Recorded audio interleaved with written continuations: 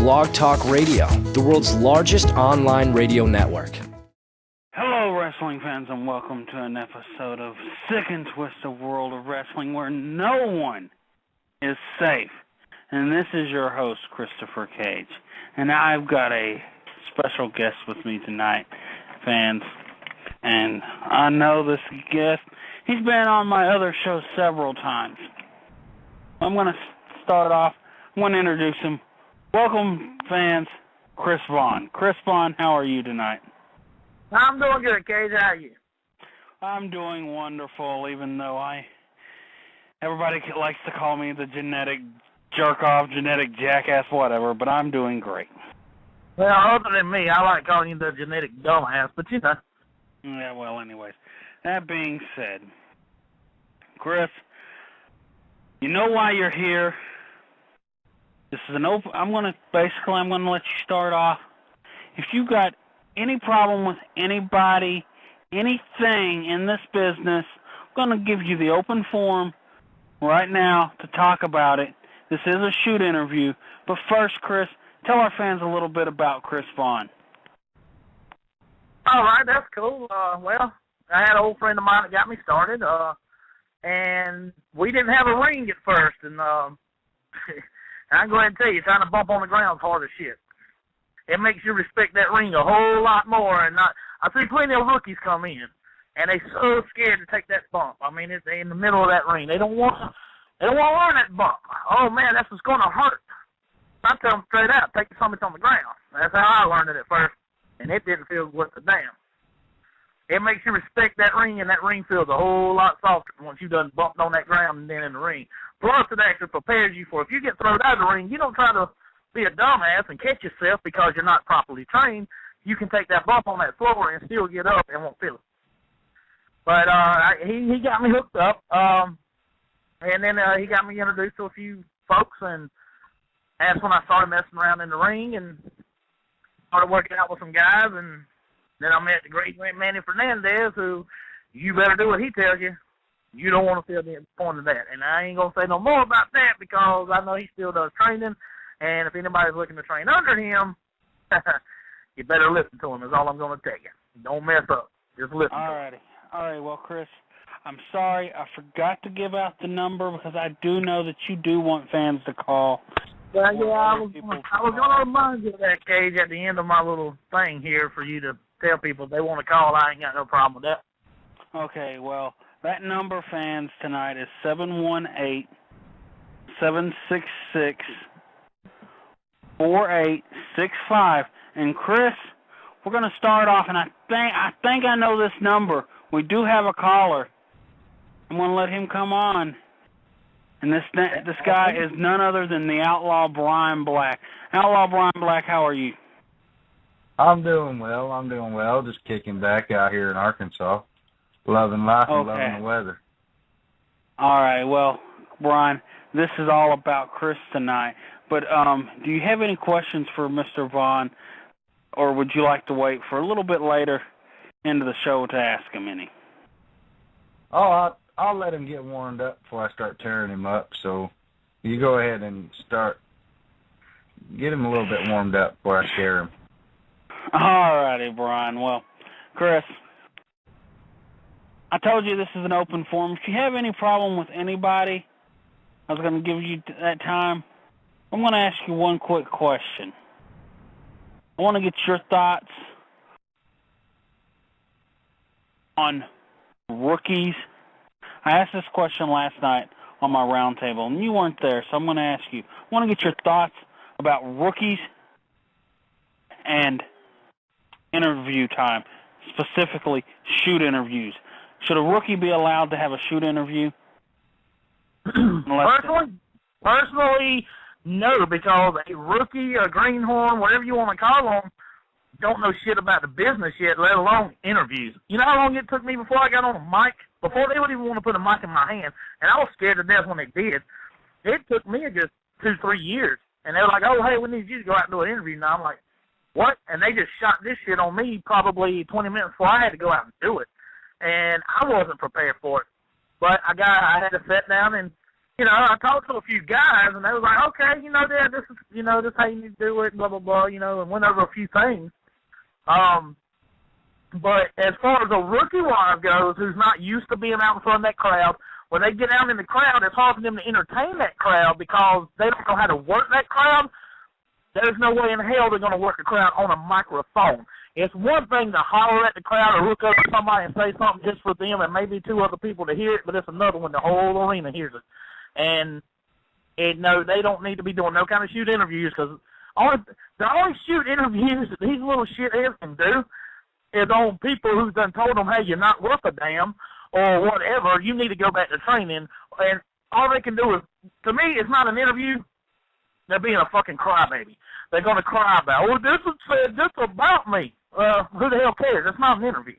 You know what I mean? They pretty much was probably telling you the truth. It's 9 out of 10, if a veteran tells you something, and if it hurts your feelings, you need to buy a ticket and get the hell up out of this business because we hurt fans' feelings all the time, and a lot of us don't mean to, but you got some of those asshole wrestlers that will, but they can work off of it.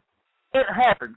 But as far as doing an interview and or a shoot interview on somebody, they're too green in the business, and that's where they start burning bridges at, and that's where they really need to keep their mouth shut. All righty. Well, Chris, thanks for that. Well, I got another one. Had you on a round table, not last night, but a week ago.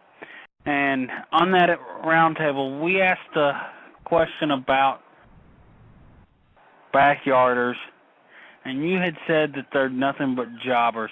Do you care to explain yourself? Because, that was the most controversial question asked that night. I'm going to give the man that created the controversy the chance to explain himself. Okay, but before I do, I want to make a point. Okay. Try to get a rookie to start some kind of controversy like that. That answers your first question again. They don't need a mic. They don't need an interview. Okay, second. There's a lot of things about backyarders / to me, jobbers, who I see that it's kind of a little messed up situation. Jay Eagle said it the other night himself, and it's true. If you go into a company, I'm going to go ahead and tell you now, if you're worth a shit or you're halfway if you're halfway good at shit, okay, you're halfway there, you're going to get somebody or 2 or 3 guys that's going to take you under their wing. They're going to show you something. And all you got to do is keep your damn mouth shut and learn it. And you're going to work your way up. You'll get title shots. You'll get titles. Problem is, backyarders from jobbers have worked their way up. They know how to take the bumps. They know how to work to a certain degree. But they're not good enough to hold a title. They go out and create these other little companies so they can hold a title and say, hell yeah, we can train people now. And the guys they train suck so bad, but yet their ego is boosted up so high. They come in, 2 weeks later, they're like, hell, I never earned my stripes. I got my ass whooped 2 weeks in a row, give me a title. It doesn't work that way. Hell, I wrestled 3 freaking years, losing damn near every single match. I may have won 1 or 2 in between somewhere or another, but it's something I don't remember. And even title shots before I even won a title. So, but yet you got those guys like that. To me, whenever a guy comes up to you and he's in his, say, mid-20s, and he goes, you know what, man, I started this company in the backyard, I started that company in the backyard, and we're all backyard companies here, so I'm a pro wrestler. There's your backyard. When you got guys who's actually went somewhere and wrestled for promotions, but they couldn't make the high card, hell, they couldn't even make a champion or a decent worker who was actually a superstar in that company look good, so therefore they never got put over. So they get pissed off and feel they should have after so many years. There's your jobber. They go and start their own little company. The problem is they got the ego. Okay, the jobbers have the ego, and they go into these guys, talk them in a backyard company, and the guys they try to bring in to train ain't nothing but backyarders.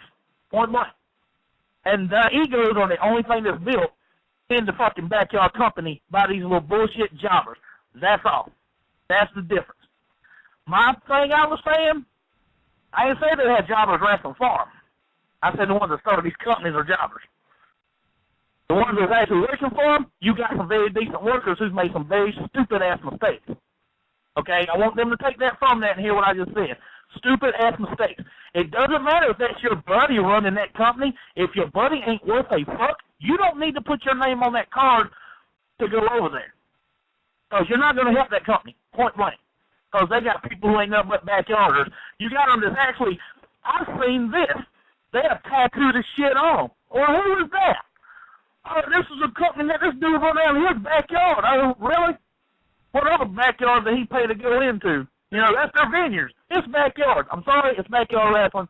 Why the fuck you want to advertise about tattooing it on your stupid ass? Okay? There's your big difference, though. And the point I was going to make until the controversy started, and hell, you know me, I love some controversy, so I just let it roll. But that's it. That's all it is. The jobbers have just started their own little companies, but the little guys they're bringing in, they're picking out these little backyard companies who was wrestling with ropes, real bull ropes, you know, tied up around some trees with some mattresses that their parents don't want no more because they done fucked on it so much and got them stained up. They don't want to clean them, so they just snatch them out in the yard and wrap on the phone, bitches, and call themselves a superstar. So they say, yeah, you come on in here. It's the jobbers who run the company who's bringing in backyarders. And the only thing they build on these backyarders is egos. You're a superstar. When they can't even spell superstar. All right, well, that's very well put there, Chris, and thank you for clearing up the controversy. Well, I've got one question, one huge question, and I'm going to ask this on part 4 of the roundtable, but I'm going to ask you tonight. The one question is, your thoughts on people saying that since you're not in the WWE, TNA, or Ring of Honor, that you're a semi-pro wrestler, not a pro wrestler. What's your thoughts on that? Oh, damn, that's a good question. I'm going to have to wait till the round to answer that and do a little follow-up on it. Because if you don't know the truth about it, all the years I've been in this, I still don't call myself a pro. But I think when not all guys, not everybody, but when you get certain little guys in there who's got that ego on them, they go in and wrestle one match, all of a sudden they want to call themselves a pro wrestler. Hell, I've seen them do it in the backyard, you know, and post on their Facebook shit. I'm a pro wrestler. Come and see me at my buddy's house in the backyard this week. You know, you're not a pro. Semi-pro. I don't really know how to classify that as a semi-pro. Me personally, okay, let me ask you one, okay? Okay. You played baseball in college, high school.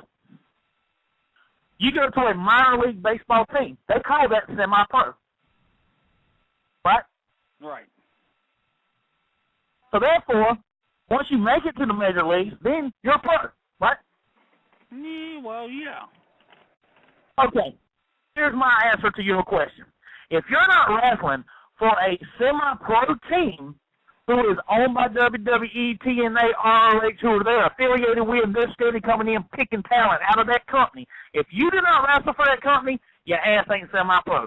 You're just a wrestler. That's it. If you got an every single day job that you got to go to because wrestling's not paying your bills, your ass ain't no pro or semi-pro. Now, Ohio Valley Wrestling, okay? That was WWE. I think they're with TNA now or some shit. I don't know how that works. All I know is they're semi-pro.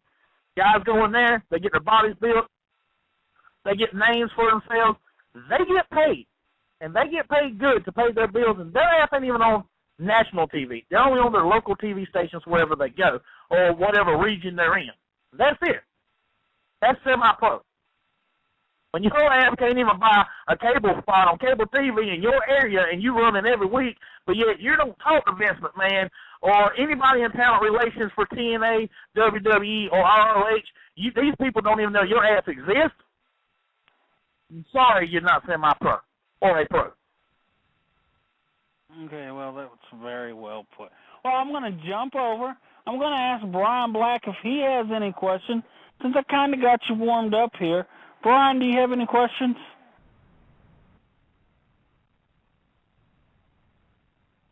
Well, I think that we lost Brian Black. Maybe we did. You know what's real damn funny about that? Every single damn show I'm on with you and Brian Black, we always lose him for some reason. I know what he's probably going to say. I know what he's probably going to say, but let me just pretty much really answer it for him. And ain't nobody putting him to sleep. They pretty much making some good points, so his ass will take his notes trying to figure out how he can get better. Okay, Well, let me ask your thoughts about Brian Black. What's your thoughts on Brian Black as a person? Since I do know that you come with your guys from South Carolina when they come out here to work at his show in Arkansas. Fuck Brian Black. He ain't shit to me. I'm just picking. I actually like the guy. I think he did pretty good. He put on a pretty good show. He had some pretty good talent there. He had some decent talent there. All the guys, were nice and everything in the locker room. That's something I've seen and haven't seen in years. But I actually did like Brian. I do like Brian. I'd bring my guys back out there in a heartbeat. Okay, well, I do want to let you know that Brian Black has rejoined us. So, Brian Black, do you have any questions for Chris Vaughn? Oh no, I was about ready to come through the phone when he started cussing me. I thought I treated him like family, but heck, we know how that works. Anyway, did I cuss you, or you just misunderstood what I said? No, you cussed me at first, and then you corrected yourself, just giving me a hard time. Oh! I forget that the air is a lot thinner out there in Arkansas. It was just a joke, Brian. Well, Brian, I'm going to give you a chance to ask him a couple of questions. I don't know if you heard my last question that I asked him, because I think we lost you somewhere there, but if you heard it, good. If not, then you get to hear it again come next Wednesday. But any questions you got for Chris Vaughn? I want to know, in his own personal opinion, I heard his speech about, professional wrestlers and all that stuff. And I got my own opinion on it. But I want to know about his feeling towards South Carolina Wrestling Organization. Or the organization, or people in South Carolina wrestling in general? No, the wrestling organization. We got like all kind of wrestling. Oh, so you mean the ones out of Greenwood? Yeah. Okay, well, my own personal opinion about it is I think they got the talent. I just don't think they put it to good use. And what I mean by that is talent-wise in their head. A lot of the guys that is behind the scenes and running, and I kind of do know them. When I do run into them every now and again, they act like fucking assholes towards me, but, it's fine with me. I can care the hell less because I guess they think I'm on one certain team. The only team I'm really on is my own. And even next time you talk to Mr. Tyler Cole, you can ask him that. I'm pro-choice. I can give a fuck less about anybody else. And this business is very hard to earn respect. And when you do, you got it. I've been earning a lot of respect in this business. So if these guys don't like me, don't want to speak to me, I don't give a fuck. They won't meet me in the middle of the ring because I can out-wrestle their ass. Doesn't bother me. I ain't putting a challenge out there. I'm really not. But a lot of shit they say has pissed me off in the past, and I have let that get to me. But I've come to learn. Words can't hurt you. Actions speak louder than words. Hell, get in the ring and show me what you can do. I don't care. Well, my point being about them is they do got some good guys behind them who knows what the hell they're doing. They're just doing dumb shit with these stupid-ass... They got some stupid-ass talent over there that... I'm sorry. I've watched tapes, and I'm not quoting anybody here, but I have actually watched tapes when there's no fucking body standing around their wrestling ring, and yet they put on their internet. It was a big success. No. If the crowd's not there and they're not into it, then no, it's not a success. But, in their defense, I've only seen it with certain matches. Not every match. When you got guys on, but that's my thing there. If you got a guy on the card and you said he's stinking up the damn place, either one of two things. Put him in there with somebody that knows exactly what they're doing, and if that don't work, take his ass out of there and say, look, here's the deal. You can either come back to school or you can just be on your damn way. We don't need you. You don't need any money. The people obviously don't like you because they're not even watching you, and they don't even stay in their seats long enough to even give a shit when you come to the ring. So, you got to do something. And if the guy, again, they get egos on them. They got guys over there. I've met a few of them. I know a couple of them right now a little personally, especially one who's got nothing but a whole mouth and no heart. And what does he say about his heart? Oh, can back me on this. I got a heart. Motherfucker, you can say it, but you can't prove it. If you can prove it, you would take the big advice of all time that anybody in this business will give you. The very first thing you hear when you walk through the wrestling school doors, shut your fucking mouth and open your ears. Don't tell me what you've done wrong. I tell you what you've done wrong. Because 9 out of 10, when you tell me, your ass is still wrong. So shut the hell up, quit wasting my time, and listen. Point blank. And they've got a lot of guys over there that's like that. They've let a few guys go that's like that. But my opinion on them, I will tell you this much.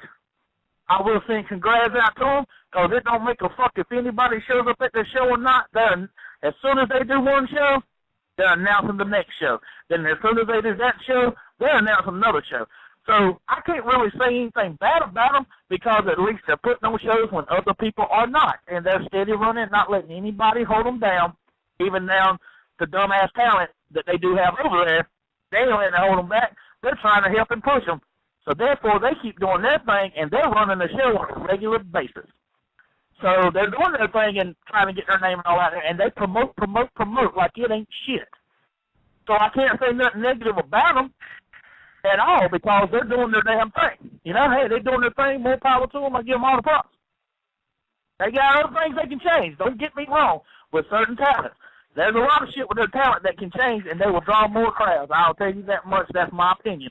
I'll tell you that much. Other than that, hey, they promote, they put shows on, more power to them. I send all the good luck to them everywhere. I send them all best of luck. All right, well, Chris Vaughn, I've got one here. And you got to remember, on this show, no one's safe. And I'm going to ask this. Your thoughts, and don't hold back, on your own promoter, Mr. Charlie Lane. Oh, boy.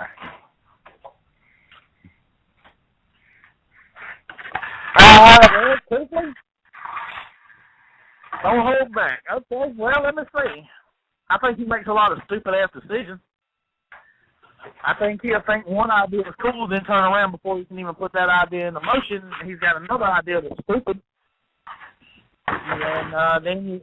But truthfully, in Charlie's defense, he listens to too many damn people. I mean, that's just the truth. Instead of you getting together in a group and saying, this one's going to be the one to help me out, let's sit down and talk about this. He'll get this one on the phone and go, yeah, I love your idea. Then he'll get this one on the phone. Hey, this was their idea. No, that idea is stupid. Let's go with this. Well, you know what? Their idea is stupid. Let's go with that. Then he'll get somebody else on the phone, and it's the same fucking thing over and over and over. Till eventually, when somebody, not mentioning no names, but at least two guys that I know right now, speak up and say, you know what? Let's get some shit together. Let's sit down. Let's fucking talk. Let's call some meetings. And then all of a sudden, it's like he's scared and don't want to hear it because they ain't fucking heard from him. So these people tell me. They ain't heard a damn thing from it. And then when they finally do, it really ain't nothing, really, but the same bullshit. Hey, everything's coming together. I don't want to hear that anymore. Nobody else wants to hear it anymore. We don't want to hear, hey, it's coming together. We want to hear, okay, it's together. Let's do a show. Amen. Brian, do you have any other questions? I'm going to ask you stuff that's going to be controversy and it's going to be rugged. Okay, in your personal opinion, and I want you no holds barred, all right? No holds barred, and you're a good guy. I met you, and you're straight up, and I can respect you that. What do you think of Southern Alliance Wrestling? What is its goods and what is its bads? I'm not scared. I mean, I actually like it, so bring it. Okay, no problem. Well, you actually got the talent. I mean, you do got talent down there. I think you do got some guy that wants to be Glory Hobbs, who tries to steal shit. I'm not going to say any names. And one in particular of a match that I know very much about that match, you could say I was almost in the middle of that match. Blew a few spots and got a little bit too much shine. And what I mean by that is, you know, when the heel, if the heel is not going over, especially if the heel's not going over, he controls 85, 90% of that match. He gives a guy a couple little comebacks, cuts them off. I did see a couple little parts in a couple of matches, and even shit that supposedly was going, okay, this is what was supposed to happen next, and it all of a sudden didn't happen, the heel gets cut off. I thought that was a little bullshit on certain parts, which was fine, but to me, just a little word of advice, your glory don't come from how much you're whooping somebody's ass. It comes from how much you make that guy look good that he's whooping your ass. Very good, very good. So that is aside from that, hey, I enjoyed it. I'd love to come back out there. I'm not gonna lie, but again, though, before you take any kind of opinion on that, or any listeners take any opinion on that, I need to know this: that's in every organization across the whole world. You can watch any tape from here to Japan, anywhere. Somebody somewhere, match or 2, 3.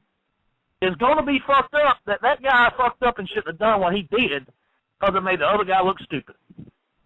I mean, that's everywhere. That's all over the place. Are you talking about my match? You're talking about my match, ain't you?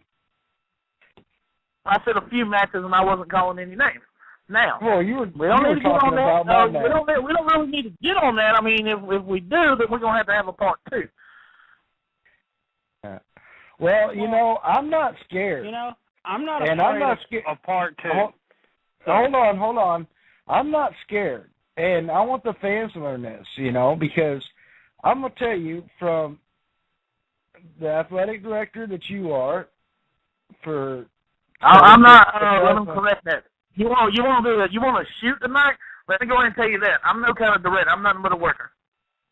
Because if I'm a director, if I'm a relation talent, I wouldn't have heard from my promoter. Now go ahead with what you were saying. All right. Well, you know, I look at you that way. And I have a lot more respect for you now that I've met you. You know, but I thrive on being better, and I thrive to be the best that I could possibly be. You know, be in the company, be myself, or what have you. And I've grown up from nothing, and this show ain't about me. I'm wanting to know, I mean, I want you to nail it down to a T. I want you to get mean, dirty. I know a couple of my guys, Johnny Humphrey, for instance. He shouldn't. Man, that guy, he's got I think y'all done shot on him enough on y'all's show.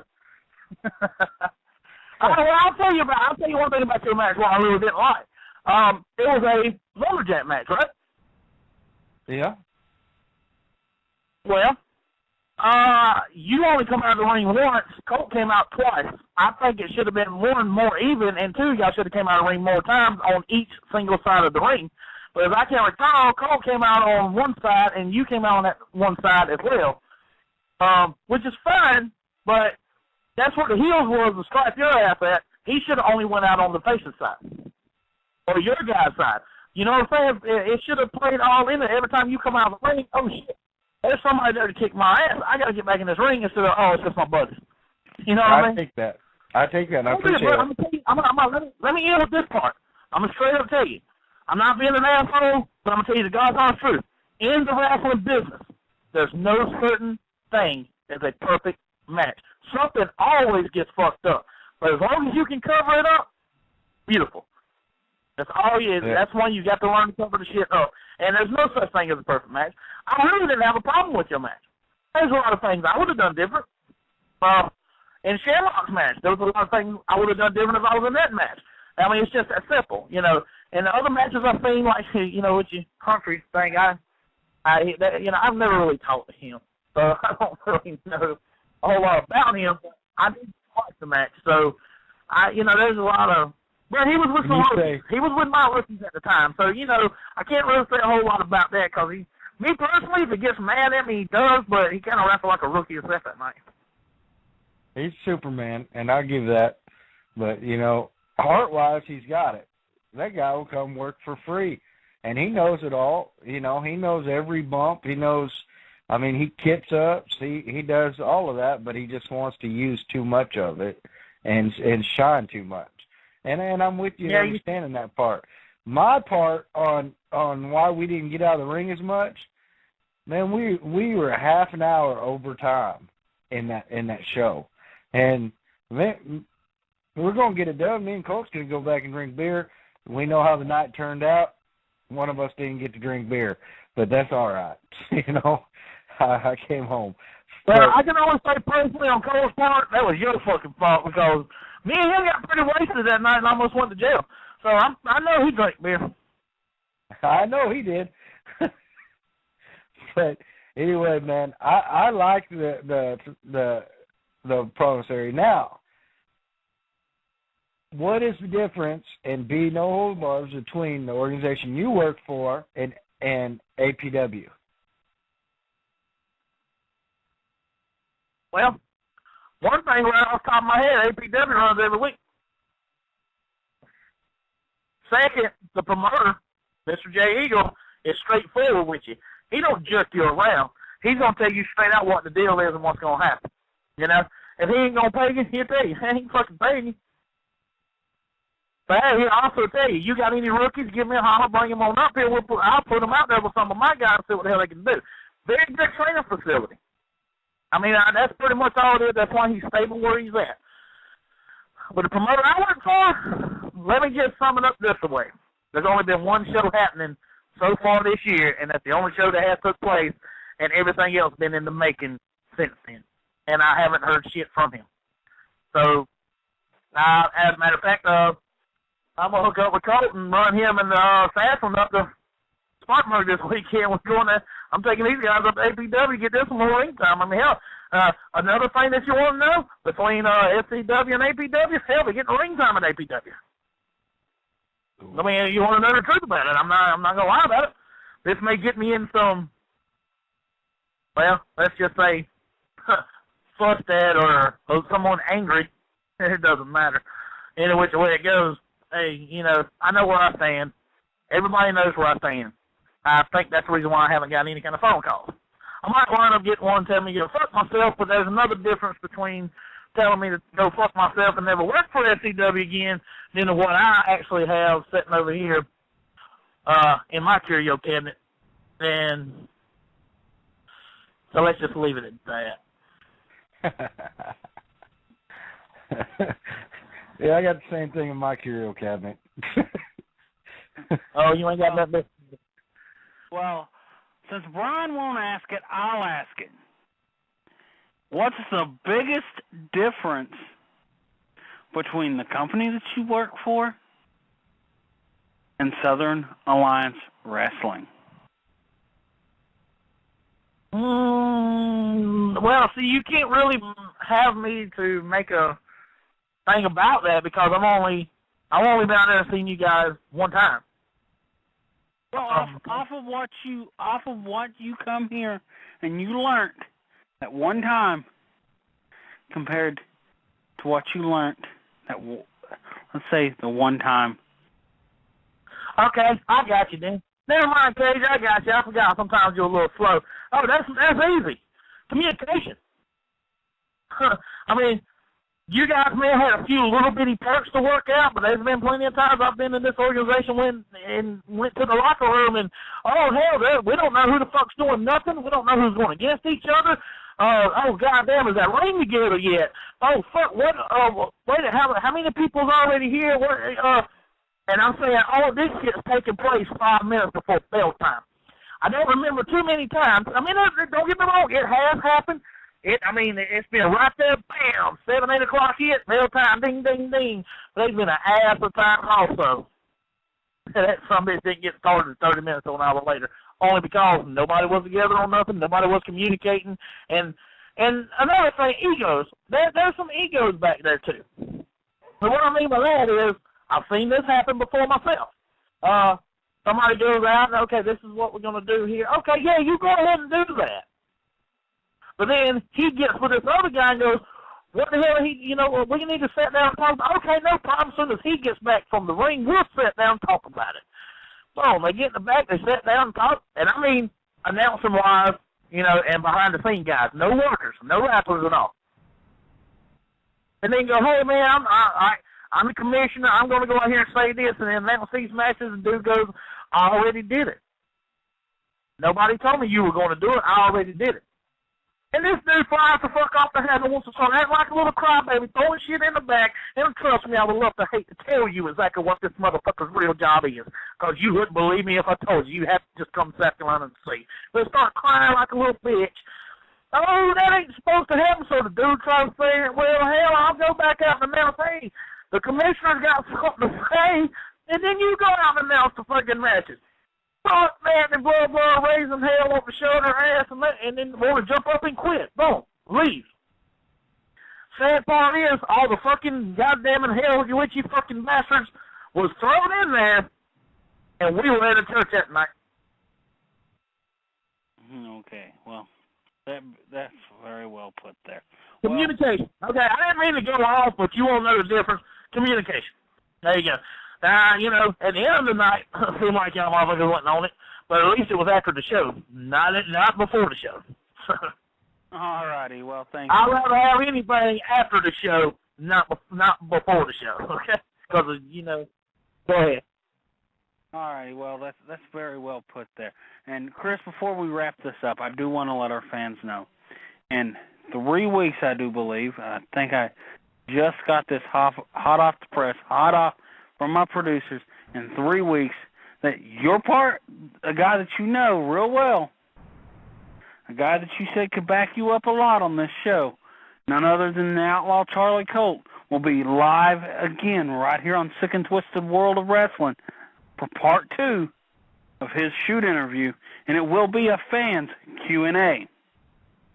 But I don't know what the hell took you so long to get me on, but I'm going to be on that one. I'm going to ask that dumbass some questions.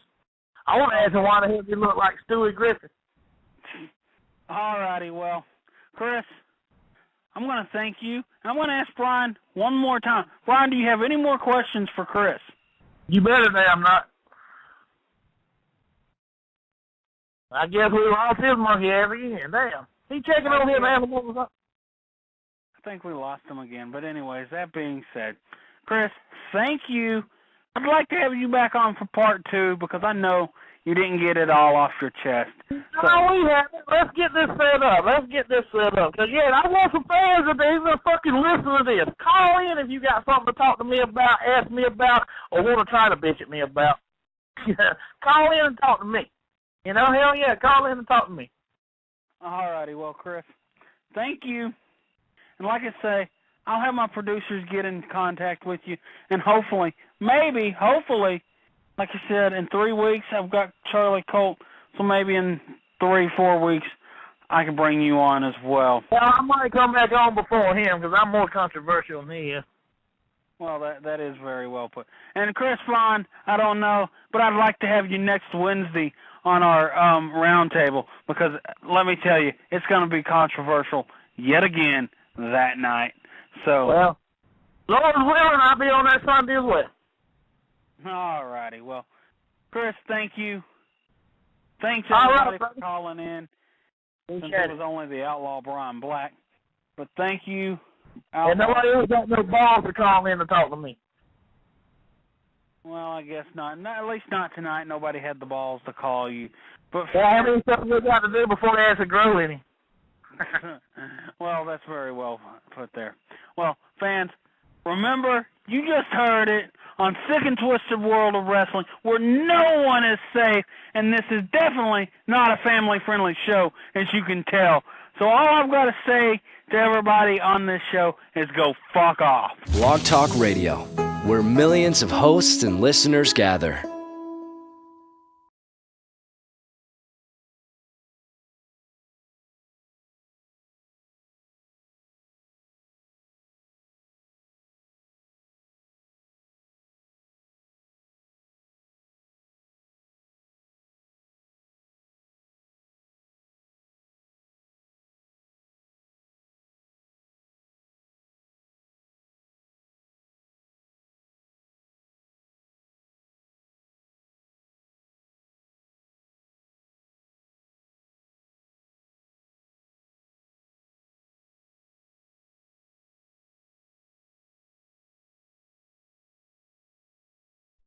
This is an open. I'm gonna let you start off.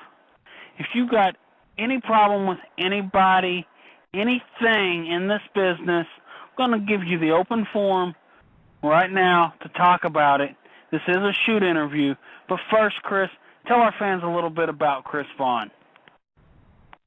All right, that's cool. Well, I had an old friend of mine that got me started, and we didn't have a ring at first, and I can go ahead and tell you, trying to bump on the ground is hard as shit. It makes you respect that ring a whole lot more, and I see plenty of rookies come in, and they're so scared to take that bump. I mean, it's in the middle of that ring. They don't want to learn that bump. Oh, man, that's what's going to hurt. I tell them straight out, take something on the ground. That's how I learned it at first, and it didn't feel worth a damn. It makes you respect that ring, and that ring feels a whole lot softer once you've done bumped on that ground and then in the ring. Blog Talk Radio, the world's largest online radio network. Hello, wrestling fans, and welcome to an episode of Sick and Twisted World of Wrestling, where no one is safe. And this is your host, Christopher Cage. And I've got a special guest with me tonight, fans. And I know this guest, he's been on my other show several times. I'm going to start off, I'm going to introduce him. Welcome, fans, Chris Vaughn. Chris Vaughn, how are you tonight? I'm doing good, Cage. How are you? I'm doing wonderful, even though everybody likes to call me the genetic jerk-off, genetic jackass, whatever, but I'm doing great. Well, other than me, I like calling you the genetic dumbass, but you know. Yeah, well, anyways, that being said, Chris, you know why you're here tonight is 718-766-4865. And Chris, we're going to start off, and I think I know this number. We do have a caller. I'm going to let him come on. And this guy is none other than the Outlaw Brian Black. Outlaw Brian Black, how are you? I'm doing well. Just kicking back out here in Arkansas. Loving life and loving the weather. All right, well, Brian, this is all about Chris tonight. But do you have any questions for Mr. Vaughn, or would you like to wait for a little bit later into the show to ask him any? Oh, I'll let him get warmed up before I start tearing him up. So you go ahead and get him a little bit warmed up before I scare him. All righty, Brian. Well, Chris, I told you this is an open forum. If you have any problem with anybody, I was going to give you that time. I'm going to ask you one quick question. I want to get your thoughts on rookies. I asked this question last night on my roundtable, and you weren't there, so I'm going to ask you. I want to get your thoughts about rookies and interview time, specifically shoot interviews. Should a rookie be allowed to have a shoot interview? Personally, no, because a rookie, a greenhorn, whatever you want to call them, don't know shit about the business yet, let alone interviews. You know how long it took me before I got on a mic? Before they would even want to put a mic in my hand, and I was scared to death when they did. It took me just 2-3 years. And they were like, oh, hey, we need you to go out and do an interview. Now I'm like, what? And they just shot this shit on me probably 20 minutes before I had to go up. So that actually prepares you for if you get thrown out of the ring, you don't try to be a dumbass and catch yourself because you're not properly trained. You can take that bump on that floor and still get up and won't feel it. But he got me hooked up, and then he got me introduced to a few folks, and that's when I started messing around in the ring and started working out with some guys, and then I met the great Manny Fernandez, who you better do what he tells you. You don't want to feel the point of that. And I ain't going to say no more about that because I know he still does training, and if anybody's looking to train under him, you better listen to him is all I'm going to tell you. Don't mess up. Just listen to him. All right, well, Chris, I'm sorry. I forgot to give out the number because I do know that you do want fans to call. Well, yeah, I was going to remind you of that, Cage, at the end of my little thing here for you to tell people if they want to call. I ain't got no problem with that. Okay, well, that number, fans,